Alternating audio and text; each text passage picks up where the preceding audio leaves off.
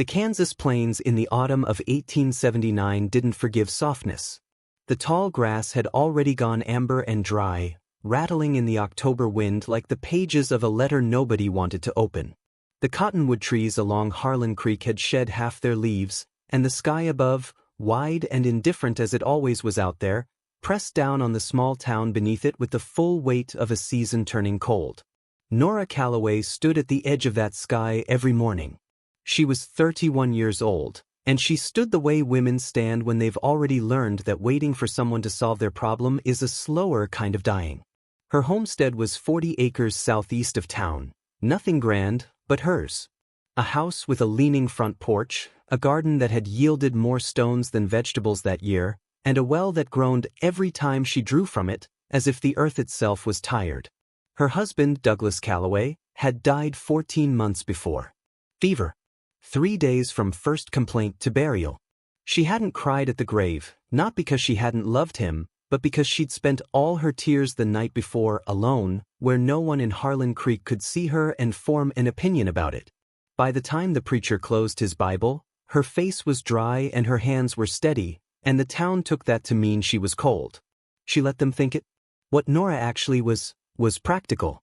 She had 40 acres, a mortgage held by the First Territorial Bank of Harlan Creek, and no sons.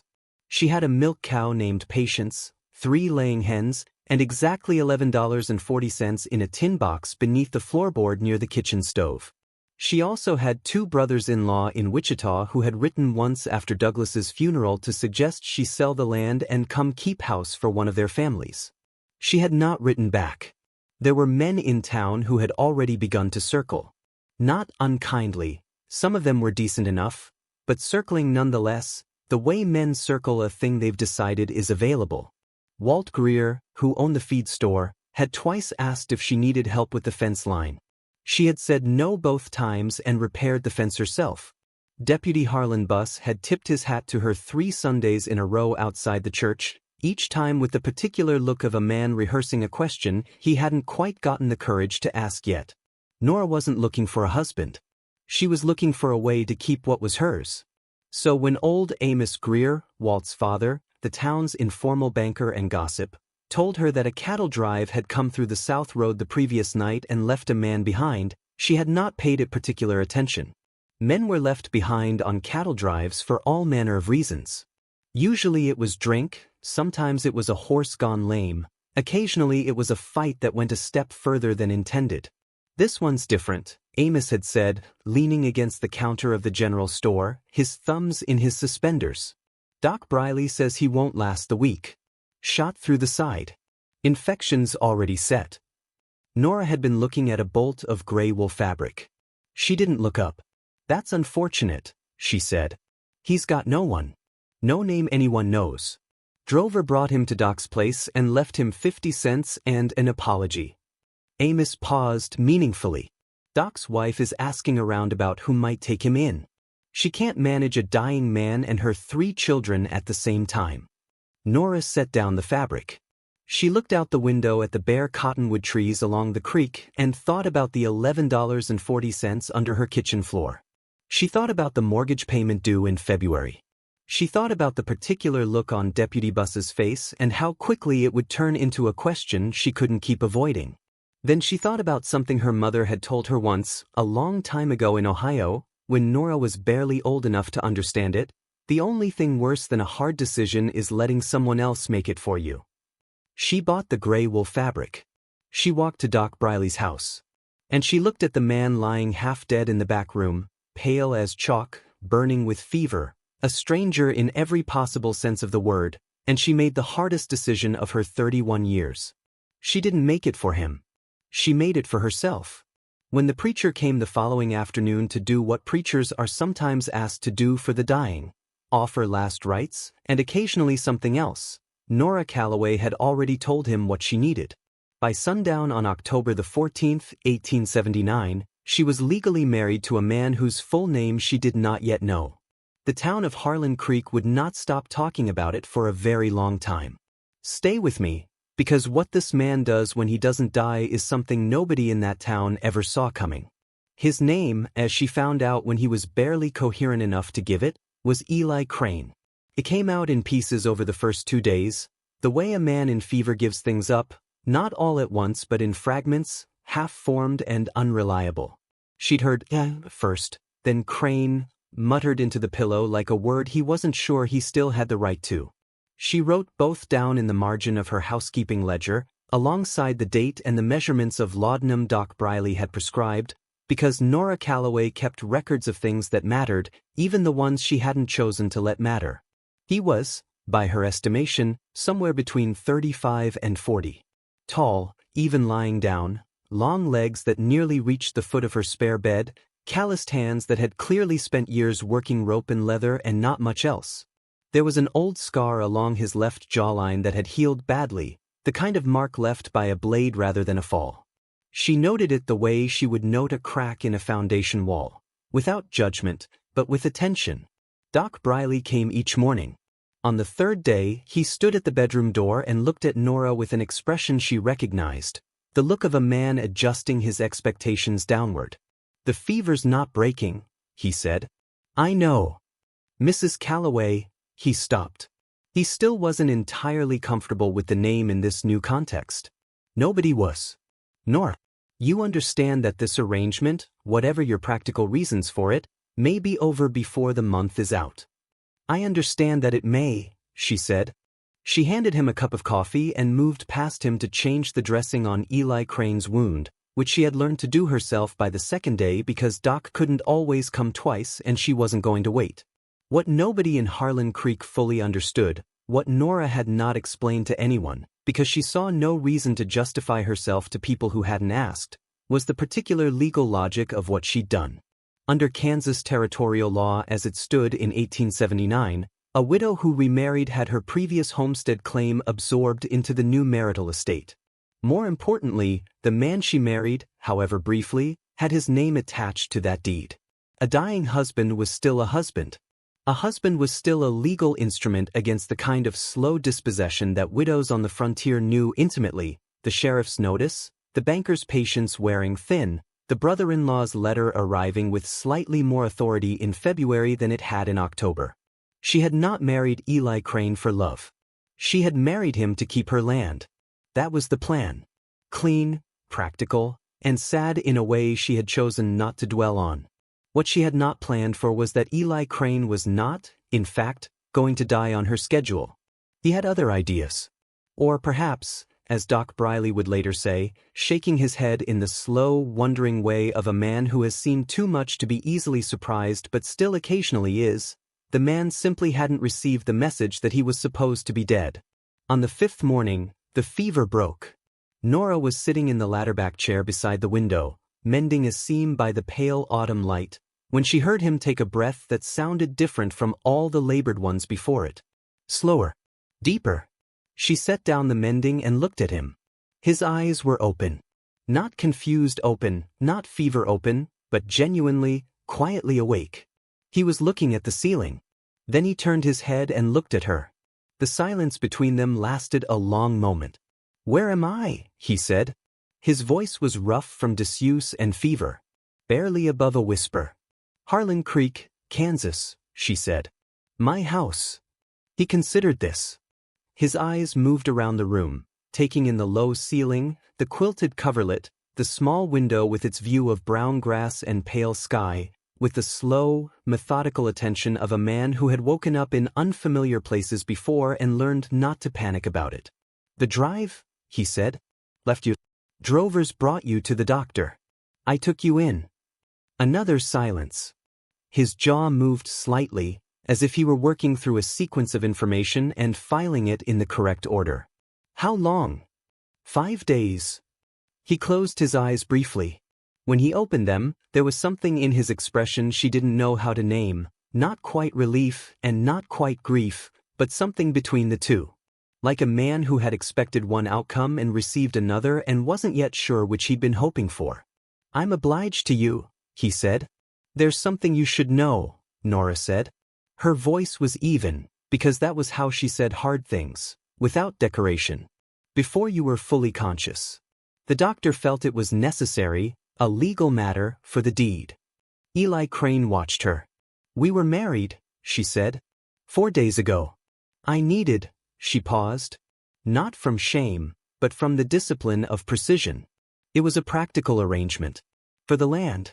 I didn't expect you to survive it. The room held very still. He looked at her for a long time.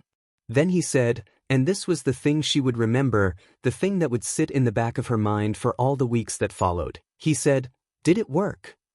"The deed is secure," she said. "Yes." He nodded once, slowly. "Then I'm glad I didn't die." He said it simply. No irony, no bitterness. Just a man who had nearly lost something he hadn't yet fully understood, acknowledging that it had been preserved. Nora picked up her mending. She did not allow herself to think too hard about what she'd just witnessed. The practical thing was for him to recover, and then they would sort out the rest. That was the plan. The plan had always been the plan. Right up until it stopped being enough. Eli Crane did not recover quickly, and he did not recover quietly. Not in the sense of noise, he was, in fact, remarkably silent for a man mending from a near-fatal wound. He didn't complain about the pain, which Doc Briley confirmed was considerable. He didn't ask for things.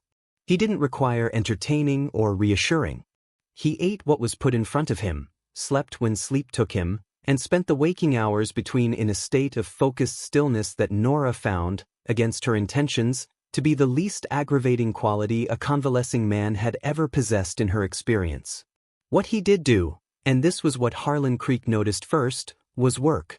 By the second week, against Doc Briley's express instruction and Nora's stated preference, Eli Crane had gotten himself upright and outside. She found him one morning standing at her fence line, studying the post she'd repaired in August, his hand resting on the wood with the assessing patience of a man who has spent his life deciding what will hold and what won't. "You're not supposed to be out of bed," she said from the porch. "No," he agreed. He didn't move. She came down the steps and stood beside him. The morning was cold and clear, the kind of October light that made everything look sharper than it actually was. She folded her arms against the chill. "The third post from the gate is going to give before spring," he said. "Ground's soft right there. Needs a different anchor." She looked at the post. She had thought the same thing but had been putting it off, because fence posts required tools she didn't have and time she was short on, and if she was truthful, a second set of hands she had been reluctant to ask anyone in town to provide. "I'll get to it," she said. "I can do it." "You were half dead 8 days ago." "Half," he said and glanced at her sideways. It was the first time she saw it, the dry, quiet way he had of being almost funny without performing it. It was there for just a moment and then gone, replaced by the same careful attentiveness he brought to everything else. She didn't smile. But she noted it. That was how it started. Not with a declaration or a glance held too long or any of the other mechanisms by which these things are supposed to begin.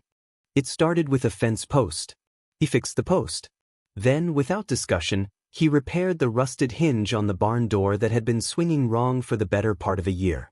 He recaulked the gap below the kitchen window where the October wind came through in a way that had made the room 20 degrees colder than it needed to be. He did these things methodically and without ceremony, the way a man does work he considers simply necessary, not remarkable. Nora watched him the way she watched everything, carefully, without letting herself be watched doing it. The town, of course, was watching both of them. On the Sunday of the third week, they went to church. It was Nora's decision. Not for the sake of appearances, exactly, but because she was a woman who understood that in a small town like Harlan Creek, absence speaks as loudly as presence, and she had never been in the habit of letting other people write the narrative of her life. She told Eli on Saturday evening. He said nothing, went to bed, and appeared the next morning in a clean shirt she hadn't known he owned, with his hair combed back and his boots as presentable as cracked leather could be made. They walked into the church together and sat in the third pew. The silence that moved through that congregation was the particular kind that passes for stillness but is actually the sound of 40 people holding a collective breath.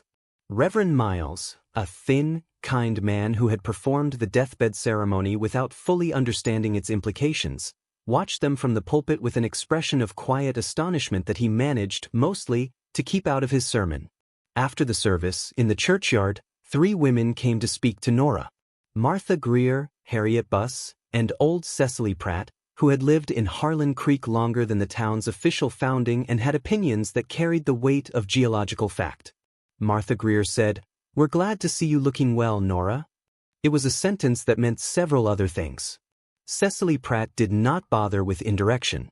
She looked at Eli Crane standing quietly to Nora's left, then back at Nora, and said, "You'd best know what you've got before you decide to keep it." Nora looked at the old woman steadily. "I generally do," she said. Cecily Pratt studied her for a moment. Then something moved across the old woman's face that was not quite approval, but was perhaps its nearest neighbor. She walked away without another word. Eli said nothing on the walk home. But about halfway down the creek road, without looking at her, he said, "I'm sorry. If this has made things harder for you." "You didn't ask to be shot," she said. "I didn't ask to be married either." She walked 3 more steps before she answered. "Neither did I," she said. "And yet here we both are." The remark was not romantic. It was simply true. But there was something in the saying of it, the shared acknowledgement of an absurd, improbable situation neither of them had chosen and both of them were, in their separate ways, choosing not to run from, that was more honest than most conversations Nora Calloway had in a year. She still didn't think of it as anything more than practicality. She would think that for exactly 2 more weeks. By November, Harlan Creek had reached its verdict. Small towns do this. They gather evidence the way a river gathers silt, slowly, without deliberate intention, until one day the current shifts and everything that had been moving freely runs up against what has accumulated.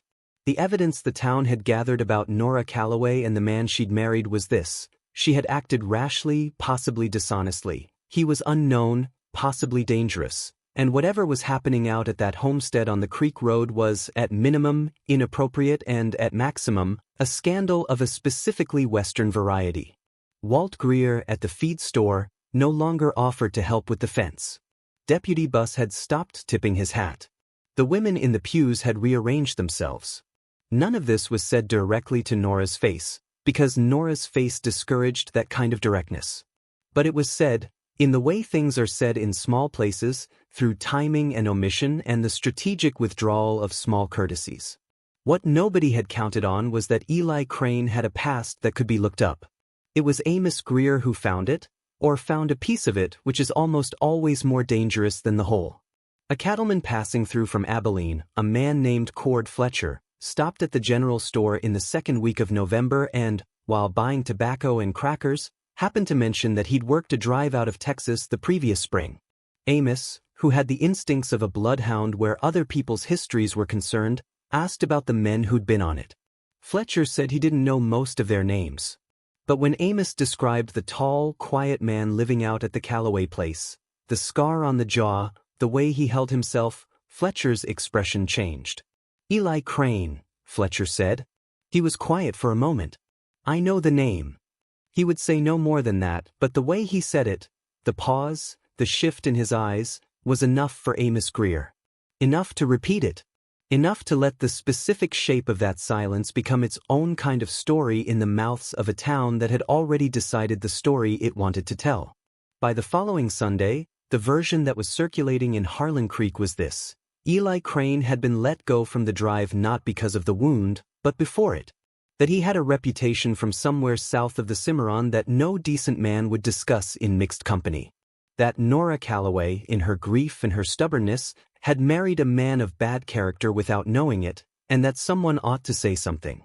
The someone, as it turned out, was Gerald Pratt, Cecily's son, a large, confident man who ran the area's largest cattle operation and who had, for the past several months, been quietly negotiating with the bank about certain parcels of land along the Creek Road that he felt were being underutilized by their current owners. He came to the homestead on a Thursday afternoon. Nora was in the yard when she heard the horse. She turned and watched him ride up with 2 men at his flanks, both hands on saddles, both faces carrying the studied blankness of men who expect their presence alone to be a sufficient argument. Pratt stayed on his horse.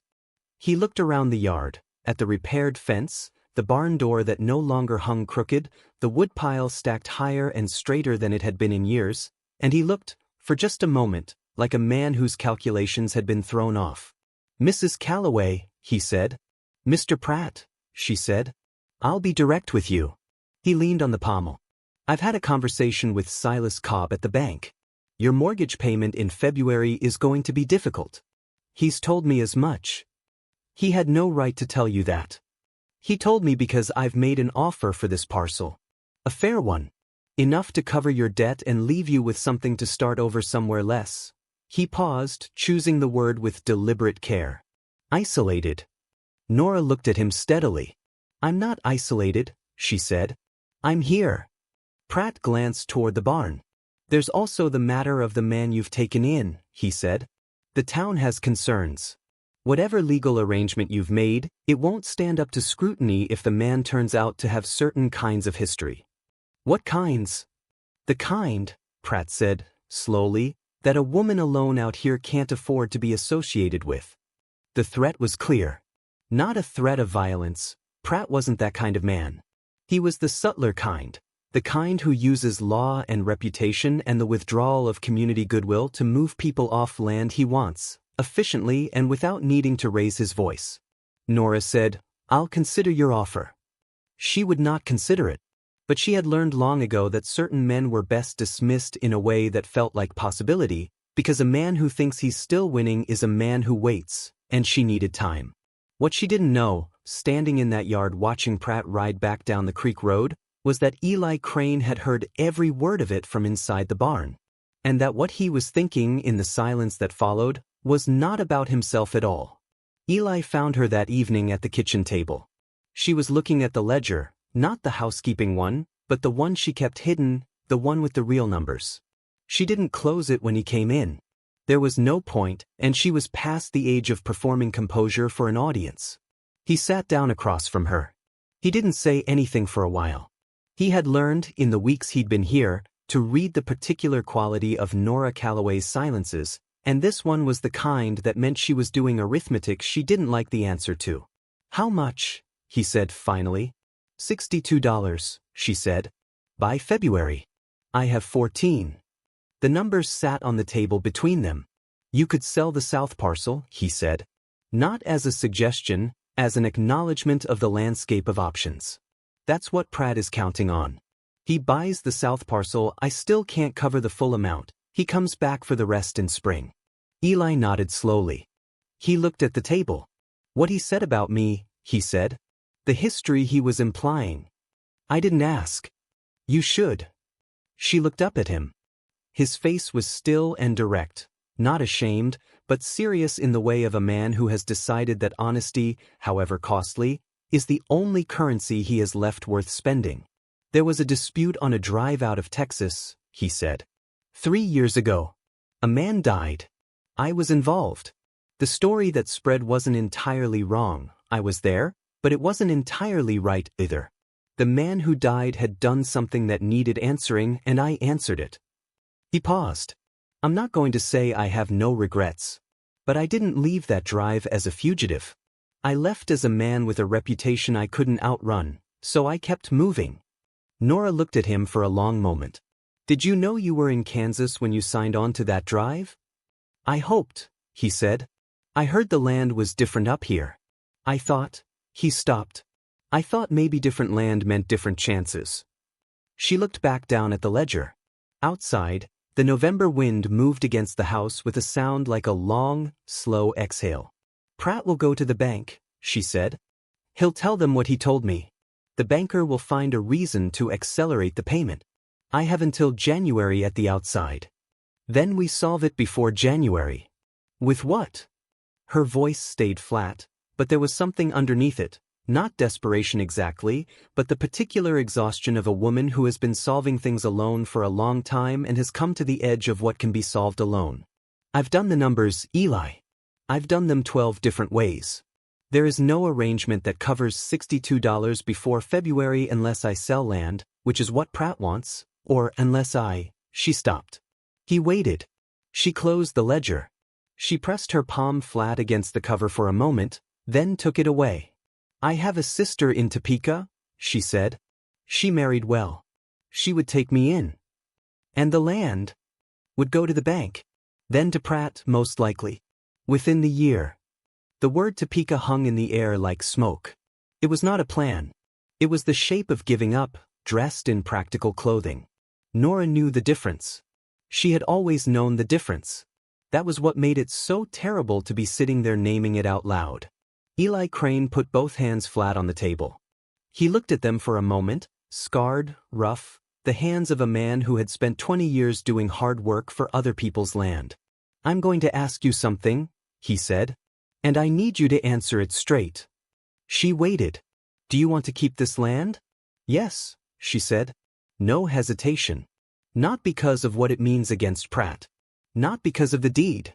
Because you want this. He gestured, taking in the house, the yard, the 40 acres of brown grass and Limestone Creek, to still be yours. Nora was quiet for a moment. Then she said, very quietly, "My husband and I broke that ground together. I know where the water runs hard and where it runs soft. I know which corners flood in spring and where the soil is deepest. I know this land the way you know a person you've." She stopped. "Yes," he said. "Just that. Stay with this story, because what Eli Crane does next is something that nobody in Harlan Creek expected, and nobody who witnessed it ever forgot." He rode into Harlan Creek on a Friday morning. Nora didn't know he'd gone until she found the bay horse missing from the corral just after first light. She stood in the empty corral for a moment with her hand on the gate and felt something move through her chest that was not quite fear and not quite anger, but was somewhere between them. The specific feeling of having trusted a situation to hold and discovering, mid-step, that the ground had shifted. She told herself it was probably nothing. Men who had spent their lives moving tended to go on moving. She had known, at some level, that this was always possible, that the practical arrangement would end practically, with a man riding away from it because that was the easiest thing a man in his position could do. She went inside and built a fire and made coffee and did not think about it. She thought about it. He was back by early afternoon. He didn't explain himself immediately. He put the horse up, came into the kitchen, sat down, and set a folded document on the table in front of her. She looked at him first. His expression was the same careful stillness it always was, but there was something underneath it she couldn't classify. Then she looked at the document. It was a bill of sale. For 2 horses and a saddle, made out in his name, signed and witnessed by the Harlan Creek notary. Her eyes moved to his face. $40, he said. That's what they brought. I had 14 in my boot that I hadn't mentioned. He reached into his coat pocket and set a worn leather pouch on the table beside the document. That's 54. I know it's not 62. Eli, I also went to see Fletcher. She went still. Cord Fletcher, he said. The man from Abilene who talked to Amos Greer. I knew he was still in town. I went and found him at the hotel. He paused. I asked him to tell the truth about what happened in Texas. All of it. Not just the part that spread. Nora set down the pouch. Why would he do that? Because, Eli said, I asked him to. And because the truth was that the man who died had beaten a contract worker near to death, and 3 men had witnessed it, and I was one of the ones who made sure he answered for it. Fletcher was another. He looked at the table. He'd been carrying it too. The way the story got twisted. He was willing. He stood up then, because sitting still appeared to cost him something at that moment. He moved to the window and stood looking out at the bare yard, the creek trees, the sky going pale with late afternoon light. Fletcher is going to Amos Greer this evening, he said. With the full account. I don't know what Amos does with it, but it'll be in the room by morning. He paused. And I went to see Silas Cobb at the bank. Nora stood up. You went to the bank. I told him I was aware that Gerald Pratt had been speaking to him about this land. I told him that any acceleration of that mortgage without proper legal notice was a violation of the territorial lending statutes currently in effect, which it is. I looked it up at the courthouse before I went. He turned from the window. Cobb didn't know I knew that. He looked like a man who'd been caught doing something that wasn't quite wrong but was close enough to uncomfortable. The room was very quiet. Nora looked at this man, this stranger she'd married to keep her land, this cowboy who was supposed to be dead, who had sold his horses to cover a debt that wasn't his, who had walked into a banker's office and cited territorial law on her behalf, and felt something give way inside her. Not dramatically. Not the way it happens in the stories. It gave way the way a door gives way when someone finally remembers to stop pulling and simply pushes. Those were your horses, she said. I know. You have nothing now. Not even a way to move on. He looked at her steadily. I'm aware of that. Why? She said. The question was not rhetorical. She needed to know. She was a woman who had made every significant decision of her adult life on the basis of understanding exactly what a thing cost and who was paying for it, and she needed to understand the accounting of this. Eli Crane was quiet for a long moment. Then he said, because you looked at a man you'd never met, who was dying in a back room with nothing to offer anyone, and you made a decision that cost you something. And it wasn't for him. He paused. But you didn't walk away from it either. Even when you could have. He was not talking about the land. Not entirely. Nora looked at the bill of sale. At the leather pouch. At the window, where the Kansas sky was going amber at its edges the way it did when the day was finishing itself with whatever dignity it had left. The $8, she said. I'll earn it, he said. If you'll let me stay. It was not a declaration. It was not a proposal. It was a man with no horses, no history, no claim, and no plan, telling the truth in the plainest way he knew how, and leaving the decision entirely where it belonged. Nora Calloway made it. Word travels fast in a town like Harlan Creek. It travels on the current of who talks to whom and who was standing near enough to the counter at the general store on Friday evening when Cord Fletcher sat down with Amos Greer and laid out, in flat and unhurried detail, the full account of what had happened on a cattle drive out of Texas 3 years prior. By Saturday morning, the shape of it had changed the air. Not completely, and not at once. Towns don't reverse themselves like that, and Harlan Creek was no different from any other small place in the way it held on to a decided thing. But there is a particular quality to the silence in a community when the story it has been telling about someone turns out to be wrong in a specific and demonstrable way, and that quality was present in the streets and the feed store and the church anteroom that weekend in a way that anyone paying attention could feel. Gerald Pratt came to the homestead on Saturday afternoon. He came alone this time. No men flanking him, no studied display of authority. He rode up and stayed on his horse, and he looked at the yard again. The fence, the barn, the woodpile, and this time he looked like a man who was doing a different kind of calculation from the one before. Eli came out of the barn. He stood in the yard, not blocking Pratt's path, not performing anything, just present, the way a man is present on land he intends to remain on. Pratt looked at him. Then at the house, where Nora had appeared in the doorway. Cobb tells me the mortgage situation is being managed, Pratt said. It is, Nora said. Pratt nodded slowly. He glanced at Eli again, a longer look this time, the assessing kind. Whatever he found there, or didn't find, seemed to settle something. Offers off the table then, he said. Not angrily. Almost reasonably, in the voice of a man who has learned to move his pieces on the board rather than overturn it. I appreciate you making it, Nora said. She didn't mean it, but she said it with the exact right degree of courtesy, the kind that ends a conversation cleanly and without leaving a wound that festers. Pratt tipped his hat and rode away. Doc Briley came the following week for what he called a final professional visit, though everyone understood it was also something else.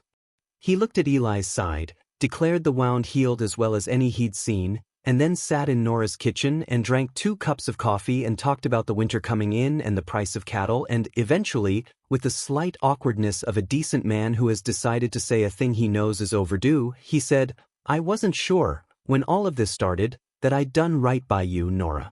The ceremony seemed like a strange thing to allow. It was a strange thing, she said. I'm glad it turned out as it has. He looked at his coffee. Not all of us said the right things these past weeks. No, she said. But you came. He looked up. She nodded once, not forgiving anything in particular, but acknowledging the specific truth that showing up, even late, counts for something in a country where distances are long and the nearest person who might come when you need them is sometimes a great deal farther than you wish they were. It was Cecily Pratt who made the most unexpected move of all. The old woman appeared at the door on a Tuesday morning, without announcing herself and without apology, carrying a covered dish that turned out to contain a beef pie that Nora recognized as a peace offering of the particular kind that requires no words and cannot be argued with. She set it on the table. She looked at Eli, who was standing in the kitchen doorway, and she looked at him for a long time with her sharp, ancient eyes. Then she said to Nora, "He's got a good face. The kind that holds." She left without another word. Eli looked at Nora. Nora looked at the pie. Then she said, dryly, "That's the closest thing to a blessing you're likely to get in this county." He smiled. It was the first time she'd seen him smile fully, not the dry, almost humor she'd witnessed before, but something that reached the corners of his eyes and changed his whole face. She had not been prepared for it, and she decided immediately that she was going to pretend she hadn't noticed. She took 2 plates down from the shelf. The romance did not explode, as romances in stories sometimes do. It settled. The way good things settle, not into stillness, but into a kind of forward motion that doesn't need to announce itself because it's already happening. Nora knew what she felt and chose to trust it at the pace it could be trusted. Eli stayed on the land that was not yet his by name, doing the work of a man who intends to earn that right through the only currency that means anything on the frontier, showing up, day after day, and not leaving. The town of Harlan Creek watched all of this with the mix of grudging readjustment and reluctant warmth that small places reserve for the people who refuse to be written off. And if the women who rearranged themselves in the pews found their way back, if the feed store became friendly again, if Deputy Bus tipped his hat once more, though this time to both of them and without any particular implication, well, Harlan Creek had seen stranger things. Not many, but some. There is something that the frontier does to love. It does not soften it. It does not make it easier or more forgiving or more patient with its own hesitations. The Kansas plains in the winter of 1879 were not a place where sentiment survived on its own merits, not when the temperature fell to single digits before dawn, when the creek froze solid by December and the firewood had to be hauled from a woodlet half a mile off, when the nearest doctor was 3 miles of frozen road away and the nearest bank was the same distance in the other direction, waiting with its numbers and its patience and its slow institutional certainty that the land would eventually come to it one way or another. What the frontier does to love, if love is real, is prove it. Not once. Not in a single dramatic gesture. Again and again and again, in the small and unglamorous decisions that a life is actually made of. Who gets up first, who keeps the accounts honest, who says the hard thing instead of the comfortable one, who stays when the staying is inconvenient. By the winter of 1879, Nora Calloway, who had married a dying stranger to keep her land and expected to be a widow again inside of a week, had come to understand several things she hadn't known in October. She knew that Eli Crane woke before light every morning, not because she'd asked him to but because the habit of a working life had settled into him too deeply to sleep past it. She knew he read, had found him one evening with her copy of a novel by Dickens, reading slowly, carefully, the way a man does when he hasn't had much formal schooling but refuses to let that stop him. She knew that when something went wrong, a fence section blown over in the November gale, the well mechanism seizing in the early cold, he didn't voice alarm or frustration. He got quiet and then he fixed it. She knew that he had stayed. That was the thing she kept coming back to. He had sold his horses and his saddle and his way of moving on, and he had stayed, not because he had no choice, but because he had made one. On the first day of December 1879, Nora Calloway stood on the sun-bleached porch of her homestead in Harlan Creek, Kansas, and watched the first real snow of the season come down across the 40 acres she had broken from prairie grass with her own hands and her first husband's alongside her. The land was white and still, and the cottonwoods along the creek were dark against it, and the sky was the color of old pewter. Eli came out and stood beside her. He had a mug of coffee in each hand. He gave her one without comment. They stood in the snow and the silence for a while. "February," she said. "I know," he said. He meant the mortgage payment. He meant the $8 that still remained between what they had and what they needed. He had spent the past weeks doing farrier work for 2 neighboring ranches, and the money was almost there. "We'll make it," she said. "We'll make it," he agreed. It was not a love scene in the way that word is usually used. There were no declarations made in the snow that morning, no vows retaken or promises extracted from the cold air. There was just two people standing on a porch in December with their coffee, looking at land they intended to keep. But if you had been there, if you had watched the way Nora's shoulder settled, almost imperceptibly, toward the man beside her, and the way his hand moved to the porch rail close enough to hers that the cold was between them only in the most technical sense, you might have understood that something had already been said, in the only language that this particular country, in this particular century, with these particular people, could say it. Not with grand gestures. With presence. With work. With the choice, made quietly and without ceremony, to stay. This is what the frontier does with love, when it's real. It strips away every reason to pretend. It takes everything comfortable and convenient and tells you what remains. And what remained on that porch in Harlan Creek on the 1st of December 1879 was a woman who had never asked to be rescued and a man who had never had anything worth staying for, standing together in the snow, having already decided that this hard, cold, difficult, beautiful 40 acres and each other was enough. More than enough. That is the story of Nora Calloway and Eli Crane, as the people of Harlan Creek came to tell it in the years that followed, not always accurately and not always kindly at first, but eventually with the particular admiration that a community reserves for the people who prove it wrong in ways it is finally glad to have been proven wrong about. He had survived the impossible. And then he had done something harder. He had chosen to stay for it.